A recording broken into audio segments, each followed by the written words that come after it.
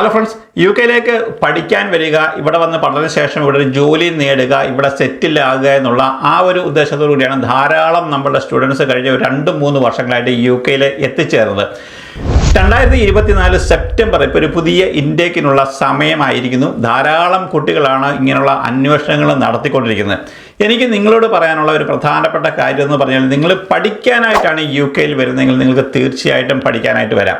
നിങ്ങൾ ഇനി ഇപ്പോഴ് നിങ്ങളുടെ വസ്തു അല്ലെങ്കിൽ സ്വർണ്ണമൊക്കെ വിറ്റ് അല്ലെങ്കിൽ ലോൺ എടുത്തുകൊണ്ട് ഇവിടെ യു കെയിൽ പഠിച്ച് ഇവിടെ വന്നതിന് ശേഷം ഒരു ജോലി നേടി നിങ്ങൾ രക്ഷപ്പെടാമെന്നുള്ള ആ ഒരു ടാർഗറ്റോടു കൂടിയാണ് വരുന്നതെങ്കിൽ നിങ്ങൾക്ക് ഒരു നെഗറ്റീവ് ഇമ്പാക്റ്റ് ആയിരിക്കും അതിനകത്തിൽ ഉണ്ടാകാനായിട്ട് പോകുന്നത്.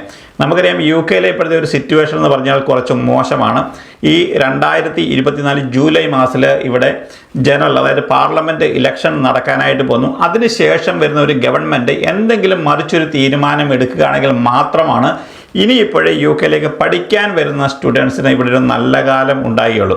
കഴിഞ്ഞ ഒരു 3-4 വർഷങ്ങൾ നമ്മൾ നോക്കുകയാണെന്നുണ്ടെങ്കിൽ ആയിരക്കണക്കിന് സ്റ്റുഡൻസാണ് യു കെയിൽ എത്തിച്ചേർന്നത്. അതിൻ്റെ പ്രധാനപ്പെട്ട കാര്യം എന്ന് പറഞ്ഞു കഴിഞ്ഞാൽ പോസിറ്റീവായിട്ടുള്ള കുറച്ച് കാര്യങ്ങളുണ്ടായിരുന്നു. അതായത് നമുക്ക് ഇവിടെ വന്നതിന് ശേഷം സ്വിച്ച് ചെയ്ത് മറ്റൊരു ജോലിയിലേക്ക് നമുക്ക് മാറാനുള്ള സാഹചര്യം ഉണ്ടായിരുന്നു.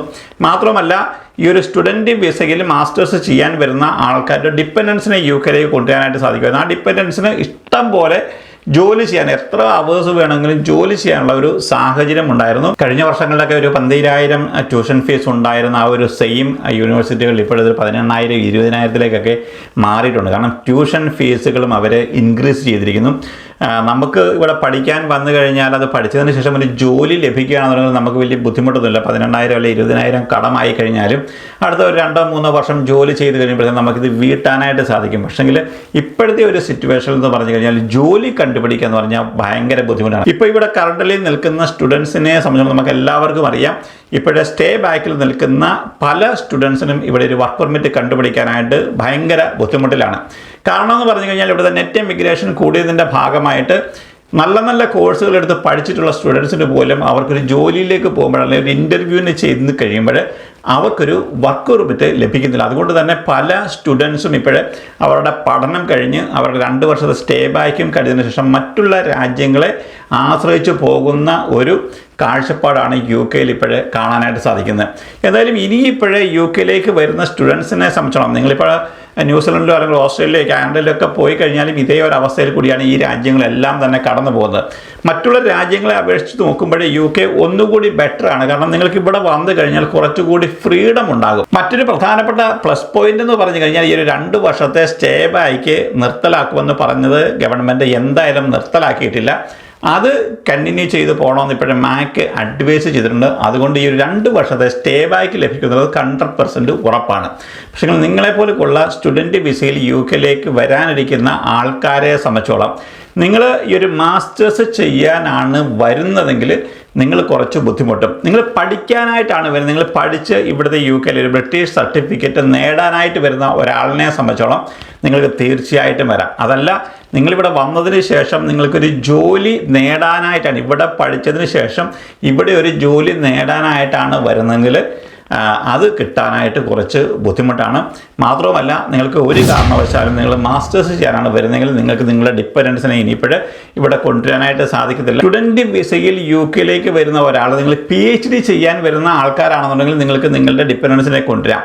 അതേപോലെയൊക്കെ തന്നെ ഒന്നുകിൽ നിങ്ങൾ PhD ചെയ്യാനായിട്ട് യു കെയിലേക്ക് വരിക, അല്ല എന്നുണ്ടെങ്കിൽ ഒരു ഓപ്ഷൻ എന്ന് പറഞ്ഞു കഴിഞ്ഞാൽ നിങ്ങൾക്ക് നേഴ്സിംഗ് പഠിക്കാനായിട്ട് സ്റ്റുഡൻറ്റ് വിസയിൽ യു കെയിലേക്ക് വരാം. ഞാൻ എപ്പോഴും ഈ ഒരു നേഴ്സിങ്ങിനെ എല്ലാവരും എപ്പോഴും പറഞ്ഞാണ് ഏറ്റവും കൂടുതൽ നേഴ്സിങ്ങിനെ കുറിച്ചാണ് വീഡിയോ ചെയ്യുന്നത്, അല്ലെങ്കിൽ കാരണം ഏറ്റവും കൂടുതൽ ഇതുപോലുള്ള രാജ്യങ്ങളിൽ ഇപ്പോഴും വേക്കൻസികളുള്ളത് നേഴ്സസിനാണ്. നിങ്ങൾ നേഴ്സിംഗ് പഠിക്കാനായിട്ടാണ് യു കെയിലേക്ക് വരുന്നതെങ്കിൽ നിങ്ങൾക്ക് തീർച്ചയായിട്ടും യു കെയിലേക്ക് വരാം. ഇവിടെ പഠിച്ചതിന് ശേഷം 3 വർഷത്തെ കോഴ്സാണ്. ആ 3 വർഷം കഴിയുമ്പോൾ ഇപ്പോഴത്തെ ഒരു കറണ്ട് സിറ്റുവേഷൻ നാളെ എന്ത് സംഭവിക്കാൻ നമുക്ക് പറയാനായിട്ട് സാധിക്കത്തില്ല. നിങ്ങൾക്ക് യു കെയിലെ one of the best NHS ഹോസ്പിറ്റലുകളിൽ നിങ്ങൾക്ക് ഒരു ജോലി ലഭിക്കുമെന്നുള്ള കാര്യം ഇപ്പോഴും ഉറപ്പാണ്. മറ്റൊരു പ്രധാനപ്പെട്ട കാര്യം എന്ന് പറഞ്ഞു കഴിഞ്ഞാൽ UK കോസ്റ്റ് ഓഫ് ലിവിങ് എന്ന് പറഞ്ഞാൽ വളരെ അധികം കൂടിയിട്ടുണ്ട്.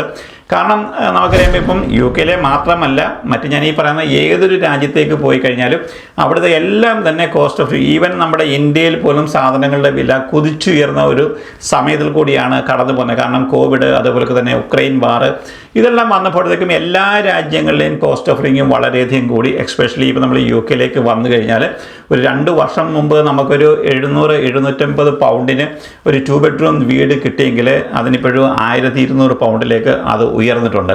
കാരണം സ്റ്റുഡൻറ്റ് വിസയിൽ വരുന്ന ഒരു സ്റ്റുഡൻ്റ് ആണെന്നുണ്ടെങ്കിലും മിക്കവാറും അവരുടെ യൂണിവേഴ്സിറ്റി ഹോസ്റ്റലിൽ ഇപ്പോൾ അവർക്ക് അക്കോമഡേഷൻ ലഭിക്കാനായിട്ട് വളരെയധികം ബുദ്ധിമുട്ടാണ്. അങ്ങനെ വരുമ്പോഴും നിങ്ങൾ വെളിയിൽ പോയിട്ട് നിങ്ങൾ അക്കോമഡേഷൻ കണ്ടുപിടിക്കേണ്ടതായിട്ട് വരും.